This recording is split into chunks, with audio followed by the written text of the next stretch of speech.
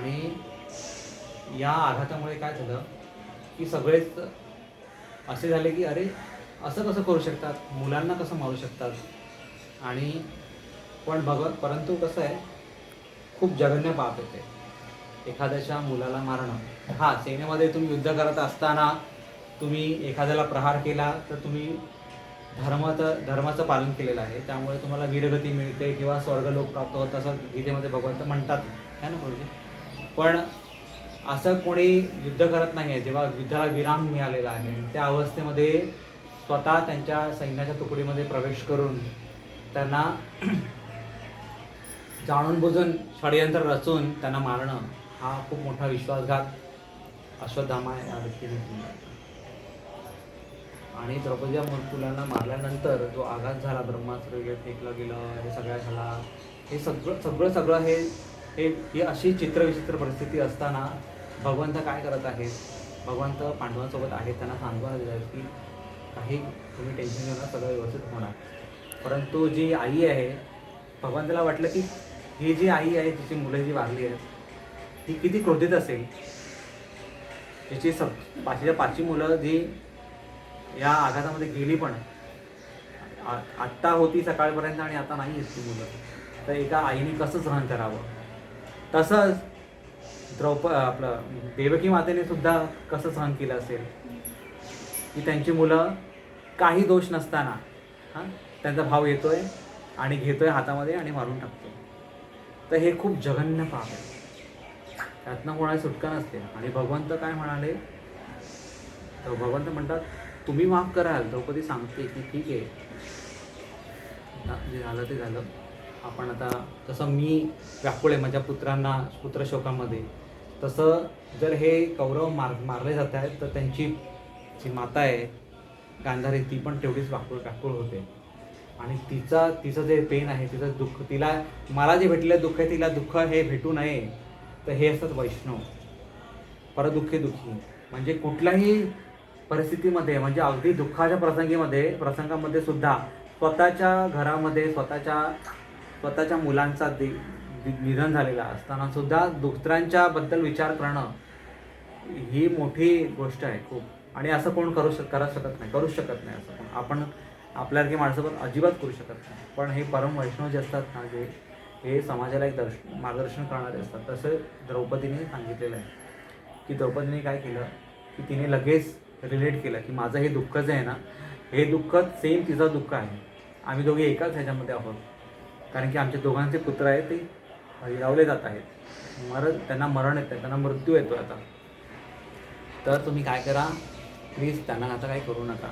परंतु भगवंत एवढे क्रोधित झाले, भगवंताने काय केलं, अश्वत्थामांना तुला मृत्यू नाही देणार मी, तुला द्रौपदीने सांगितलं ना मृत्यूदंड देऊ नका, मृत्यू नाही देणार आम्ही. परंतु भगवंताने काय केलं, त्यांच्या मस्तिष्कमध्ये जो मणी आहे, गजमणी होता, हा खूप विशिष्ट मणी होता. जो अश्वत्थामाच्या माथ्यामध्ये, मस्तिष्कामध्ये जो मणी होता, ते असं म्हणतात की असं कोणाच्याच अशा कुठल्या माथ्यामध्ये असतं, कोणाच्या शरीरामध्ये असं नसतो. परंतु अशी सिद्धी होती त्यांच्याकडे. त्या सिद्धीमुळे तो व्यक्ती म्हणजे विशिष्ट होता. परंतु भगवंताने काय ठरवलं की ठीक आहे, तुझ्या जगण्याला काही अर्थच होणार नाही, असं मी करून टाकेन तुला. म्हणून तर त्यांनी काय केलं, भगवंतांनी, कृष्णाने त्यांच्या अश्वत्थामाच्या जो मस्तिष्कमध्ये जो मणी होता, गजमणी, त्याला काढलं. गज म्हणजे हाती, मणी म्हणजे हत्तींच्या मस्तिष्कामध्ये मणी असतो. ते पण कसं असतो, सगळ्या हत्तीमध्ये नसतो तो, सहस्र हत्ती असतात, 1000 हत्तीमधून एका हत्तीच्या मस्तिष्कामध्ये तो गजमणी असतो. आणि तो गजमणी अश्वत्थामाच्या मस्तिष्कमध्ये पण होता, माथ्यात होता. तो त्यांनी काय केला, काढला, भगवंतांनी काढला. आणि त्यांना सांगितलं की तू मृत्यूसाठी काय करशील, भीक मागशील, पण तुला मृत्यू येणार नाही. अजरामर असे बरेच आहेत, जसं हनुमानजी आहेत, अजरामर आहेत ते. जिथे भगवंताची कथा होते, रामभजन होतं, तिथे हनुमानजी उपस्थित असतात. आणि कोण आहेत अजरामर, नारद मुनी पण असे प्रकट असतात सगळीकडे, तसं हनुमानजी पण आहेत, ते प्रत्येक कथेमध्ये प्रकट होतात. तर हे जे अजरामर होण्याचं जे वरदान असतं, ते त्याला शापारूपामध्ये मिळालेलं आहे. अश्वत्थामाला. त्याला जगण्याची तुझी एवढी इच्छा आहे ना, तुला जगण्याची एवढी इच्छा आहे तर ठीक आहे, पण तुझं हे जगणं तुला शापित होऊन जाईल असं म्हणून भगवंतांनी वरदान दिलं. आणि अश्वत्थामा काय करायला लागले, मृत्यूसाठी भीक मागायला लागले. नंतर एवढा यातना त्यांच्या शरीराला मिळत नव्हत्या, तर त्यांचं शरीर हे यातना शरीर बनलं गेलं. तर म्हणून काही असो ते, कुठल्याही निष्पाप जीवाला जेव्हा आपण दुःख पोचवतो किंवा त्यांना काही हानी करण्याचा प्रयत्न करतो, भगवंत नेहमीच आपल्या विरुद्ध उभे राहतात, कारण की आपण धर्माचं पालन करत नसतो तेव्हा. म्हणून जे कोणी व्यक्ती राक्षस प्रवृत्तीचे असतात, असुर प्रवृत्तीचे असतात, त्यांच्यामध्ये हे गुण असतात. उगाच लोकांना हिणवणं, उगाच न सांगता लोकांच्या काहीतरी चुगली करणं किंवा त्यांच्या विरुद्धात काही षडयंत्र करणं, हे जे असुर प्रवृत्तीचे लोक असतात त्यांच्यामध्ये हे गुण असतात. तर हे असुर प्रवृत्तीचे गुण त्यांच्यामध्ये होते अश्वत्थामामध्ये, आणि त्यामुळे काय झालं, त्यांचा ऱ्हास झाला आणि ते असेच तडफडत राहिले. त्यातनं एक दोन व्यक्तित्व दिसतात. एक आहे द्रौपदी, जशी जी स्वयं वैष्णवी आहे, भगवंताची शुद्ध भक्त आहे. ती एकीकडे काय म्हणते की ठीक आहे ना, आता माझं झालं ते झालं, पण लोकांचं नुकसान नको होऊ दे. आणि एकीकडे हा व्यक्ती आहे जो स्वतःचा स्वार्थपणा बघतोय. आत्ताही त्याने मुलांचा मृत्यू केलेला आहे, मुलांना आघात केलेला आहे, परंतु स्वतःचं जीवन जेव्हा हरवलं गेलं तरीसुद्धा तो काय करतोय, भीक मागतोय स्वतःच्या स्वार्थाची. त्याला पश्चाताप नाही म्हणत येतो. हां, तो स्वतः करता स्वतःपुरता विचार करतो. तर अशी माणसं समाजात असतात.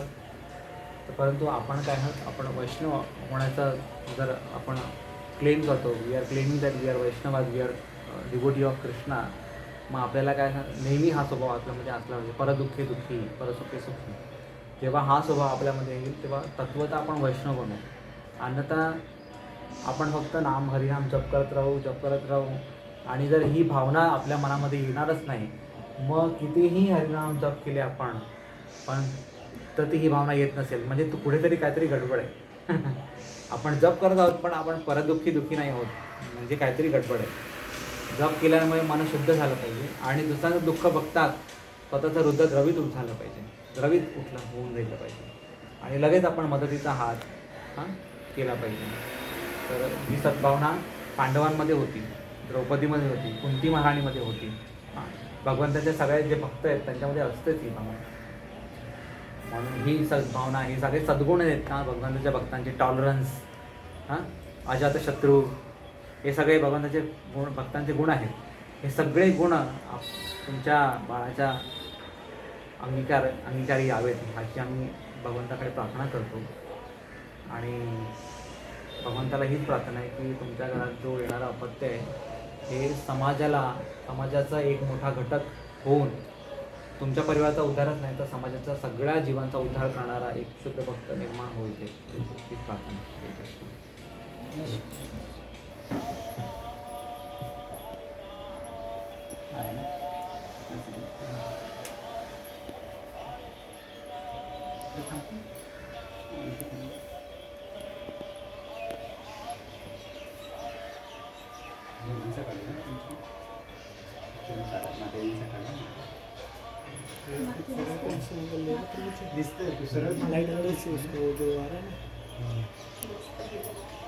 सुंदर आहे. कधी घेतलं हे बस गेलो होतो ना त्यावेळेस घेतलं, मात्र घेतलं खूप सुंदर मागे लागून घेतलं.